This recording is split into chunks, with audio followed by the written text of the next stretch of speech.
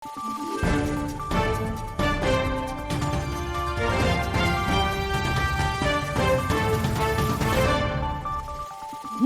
araw, Pilipinas! Ito ang Valiente News hatid sa inyo ng Office of the Vice President. Namahagi ng food box ang OVP Caraga Satellite Office sa mahigit 100 na mga mangingisda mula sa lungsod ng Surigao na apektado ngayon ang hanapbuhay dahil sa masamang panahon.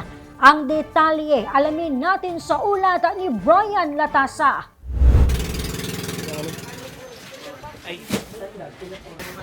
Tinungo ng tanggapan ng pangalawang Pangulo sa pamamagitan ng OVP Caraga Satellite Office kamakailan ang isla ng Buena Vista sa Surigao City upang alalayan ang mahigit 100 na mga mangingisda na apektado ngayon ang hanap buhay dulot ng masamang panahon.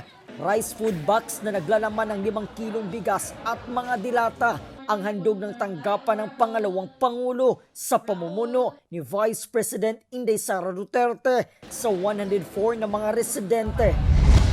Isa sa mga nakatanggap ng rice food box ang senior citizen na si Tatay Luciano. Kuwento niya sa amin, hirap sila ngayon dahil sa kauntiang isda na kanilang nahuhuli. Minus sir, minus ang pakuha. Ang bukid sab, minus kaya gibagyo man ta. Ang kalubihan, minus gihapon.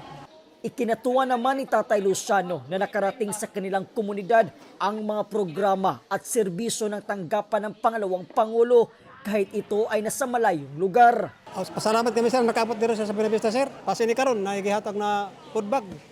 Pasalamat kami dako. Sus, pinanay ka adlaw na sir, makaurot na mo sir. Pinanay ka adlaw.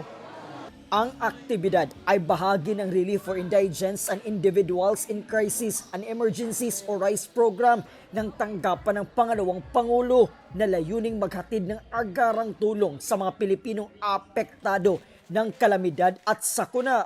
Mula po dito sa Surigao City, ako po si Brian Latasa, ang lahat para sa Diyos, bayan at pamilyang Pilipino. Valiente News. Kasalukuyang sitwasyon ng iba pang mangingisda mula sa lungsod ng Surigao sa rehiyon ng Caraga. Kumustahin natin sa susunod na episode. Ako si Claudette Loreto para sa makabuluhan, naninindigan at matapang na mga ulat at impormasyon. Maraming salamat.